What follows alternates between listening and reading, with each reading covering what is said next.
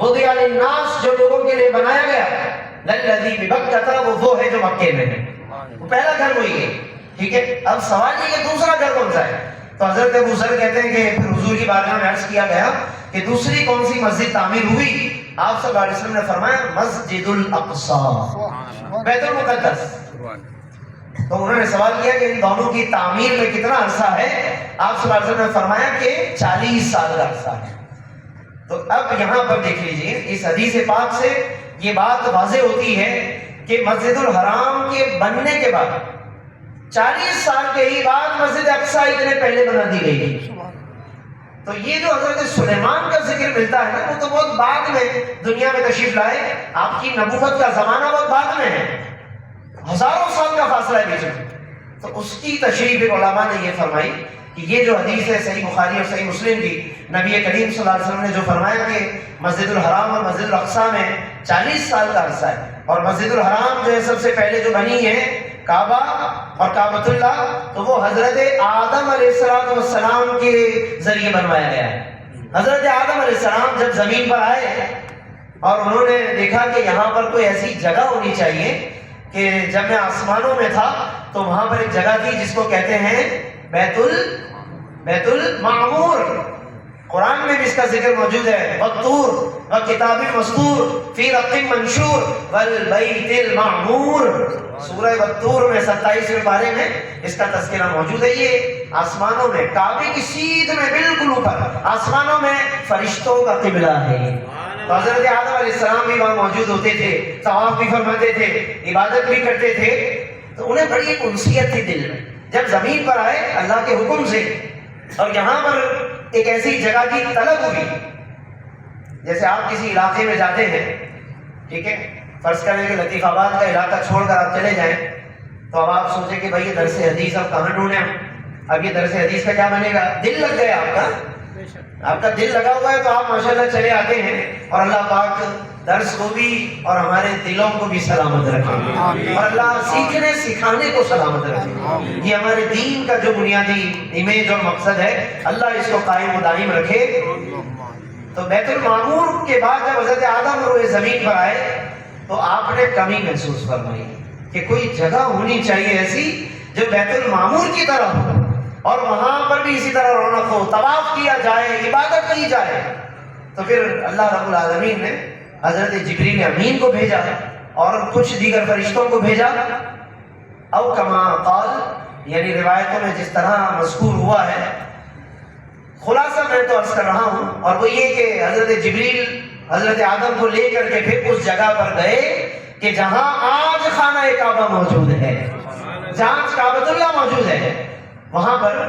حضرت آدم علیہ السلام تشریف لائے، اور اللہ نے پھر جس طرح حکم دیا، جبریل امین نے جیسے جیسے حکم پہنچایا ویسے ویسے پھر کعبۃ اللہ کو تعمیر کیا گیا۔ تو اب کعبۃ اللہ تعمیر ہوا ہے حضرت آدم علیہ السلام کے ہاتھوں میں،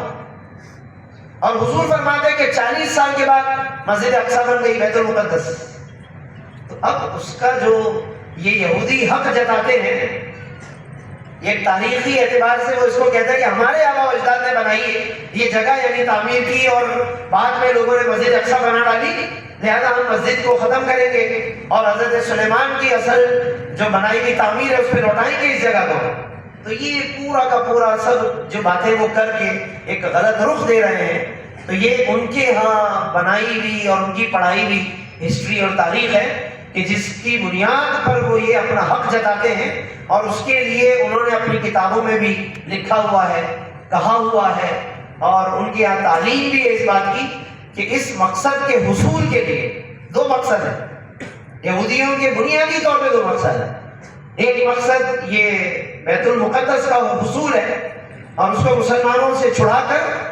اور اپنے گمان کے مطابق جس شکل پر لانا ہے، ایک تو ان کا وہ ذہن ہے، اور دوسرا ان کا مقصد پوری دنیا پر حکمرانی کرنا ہے۔ اور اس کے لیے انہوں نے اپنی کتابوں میں، تعلیم گاہوں میں یہ بات سکھائی ہے کہ اس کے لیے چاہے ہمیں کچھ بھی کرنا پڑے ہم کریں گے۔ اور آج آپ کو نظر آ رہا ہے نا کہ کچھ بھی کرنا پڑے پر وہ کس طرح عمل کر رہے ہیں، انہیں اس بات کی کوئی پرواہ نہیں۔ کہ قتل عام کیا ہوتا ہے، جنگی جرائم کیا ہوتے ہیں اور نتیجہ کیا ہوتا ہے، وہ اپنے اس مقصد کو پانے کے لیے وہ کہتے ہیں کہ ہم برسوں سے انتظار کر رہے ہیں اور ہم اس کے لیے کچھ بھی کریں گے اور کر گزریں گے، پھر ہم کسی کو نہیں دیکھیں گے۔ یہ برسوں سے ان کی تعلیم چلی آ رہی اور اسی کے حصول کے لیے انہوں نے اپنی ایک انتہا پسند تنظیم بنائی جس کو صہیونی کہتے ہیں۔ یہ جو آج اخباروں میں جگہ جگہ لفظ آتا ہے کہ انگریزی میں زائنسٹ کہتے ہیں، صہیونی۔ صہیون دراصل ایک ویسے پہاڑی کا نام ہے وہاں پر صہیون، اس کی طرف یہ نسبت ہے، منسوب ہے، لیکن بیسیکلی یہ صہیونی اور زائنسٹ یہ ان کی ایک انتہا پسند تنظیم ہے جو کہ اپنی محرومیوں کا بدلہ دنیا سے لینا چاہتے ہیں۔ یہ تنظیم جب بنی تو ان کا بنیادی مقصد یہ تھا کہ اصل میں یہودیوں کے ساتھ یہ ہوا، قدرتی طور پہ ان پہ ذلت مسلط کی گئی، انہوں نے نبیوں کو چونکہ قتل کیا، نبیوں کے قاتل ہیں، یہ سود خور ہیں نبیوں کے۔ یہ قرآن میں جگہ جگہ ان کے عیوب اللہ رب العالمین نے بیان فرمائے۔ چھٹے پارے کا پہلا ہی صفحہ دیکھ لو ذرا، ویسے تو کئی جگہوں پر اللہ نے بیان فرمایا لیکن چھٹے پارے کے پہلے ہی صفحے پر اللہ رب العالمین نے ارشاد فرمایا کہ فَبِمَا نَقْضِهِمْ مِيثَاقَهُمْ، ان کی بد عہدیوں کی وجہ سے، ان کے وعدوں سے مکرنے کی وجہ سے، وَكُفْرِهِمْ بِآيَاتِ اللَّهِ، اور اللہ کی آیتوں کا انکار کرنے کی وجہ سے، وَقَتْلِهِمُ الْأَنْبِيَاءَ، اور نبیوں کو شہید کرنے کی وجہ سے، بغیر حق ناحق، وَقَوْلِهِمْ قُلُوبُنَا غُلْفٌ، اور ان کے اس کہنے کی وجہ سے کہ ہمارے دلوں پر تو غلاف ہے لہذا ہمیں کوئی بات نہیں سننی نبیوں کی، یہ نبیوں کے سامنے یہ زبان چلاتے تھے۔ تو انہی باتوں کی وجہ سے، اور آگے مزید ہے وَبِكُفْرِهِمْ، اور ان کے کفر کی وجہ سے، وَقَوْلِهِمْ عَلَىٰ مَرْيَمَ بُهْتَانًا عَظِيمًا، اور بی بی مریم پر جو پاکیزہ مریم ہیں، حضرت عیسیٰ کی والدہ ہیں، ان پر بہتان عظیم تراشنے کی وجہ سے، یعنی بی بی مریم کی طرف انہوں نے معاذاللہ بدکاری کی نسبت کی ان یہودیوں نے۔ وَقَوْلِهِمْ، اور ان کے اس قول کی وجہ سے کہ اِنَّا قَتَلْنَا الْمَسِيحَ عِيسَىٰ ابْنَ مَرْيَمَ، اور پھر آگے تک بہت کچھ ہے۔ تو یہ اللہ رب العالمین نے ان پر جو لعنت فرمائی اور جگہ جگہ پھر ان پر ذلت بھی مسلط کی گئی، یہ بھی بات موجود ہے، ذلت کی بات بھی چوتھے پارے کے اندر اللہ رب العالمین نے ارشاد فرمایا کہ وَضُرِبَتْ عَلَيْهِمُ الذِّلَّةُ وَالْمَسْكَنَةُ، ان کے اوپر ذلت اور محتاجی مسلط کر دی گئی، یہ جگہ جگہ سے نکالے گئے تھے۔ یہودیوں کے ساتھ ایک پوری تاریخ ہے، کتابوں میں جب آپ یہ ہسٹری پڑھیں گے تو آپ کو نظر آئے گا کہ کس سن میں ان کے ساتھ کیا ہوا، کہاں سے نکالے گئے۔ یورپ میں عیسائیوں نے ان کو مارا، رومیوں نے ان کو مارا، فرانسیسیوں نے نکال دیا، فلاں ملک والوں نے نکال دیا، انہوں نے نکال دیا، انہوں نے نکال دیا۔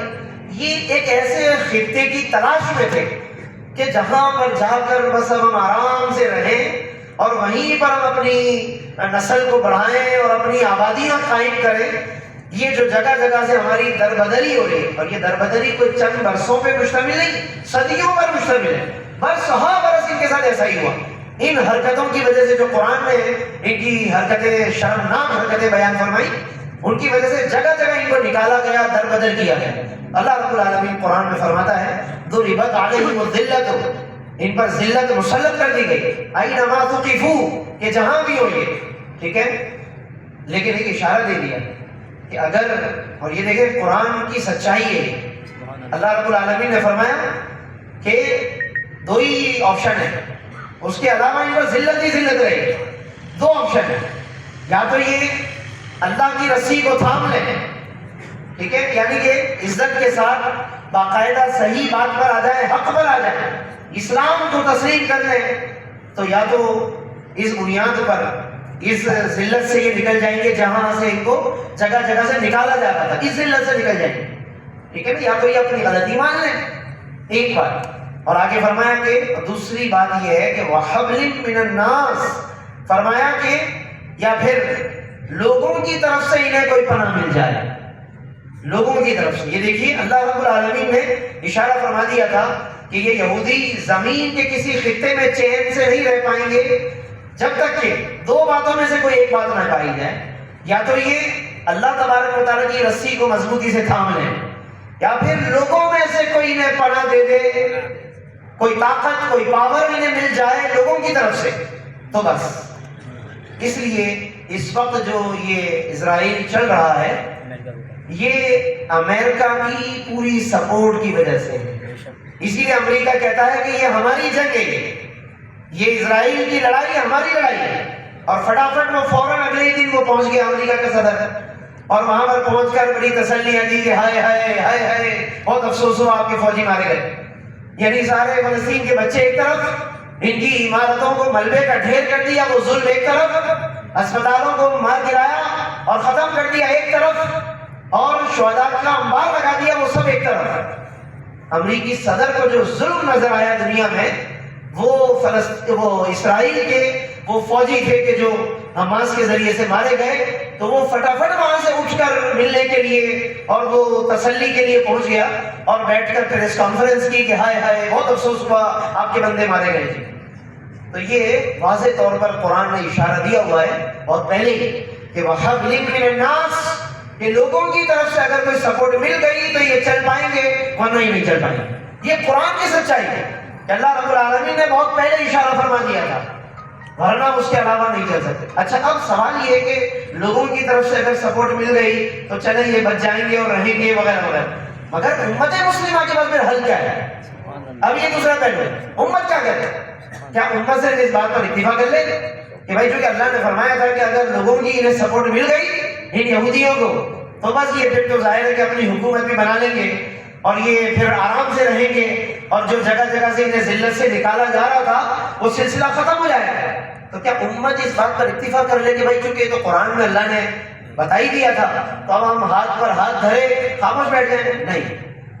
اب یہاں پر پھر امت کی ذمہ داری کی بات آتی ہے.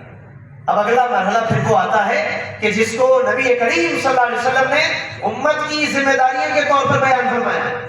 اور امت کی ذمہ داریوں پر ویسے تو بڑے بڑے لیکچر ہوتے ہیں،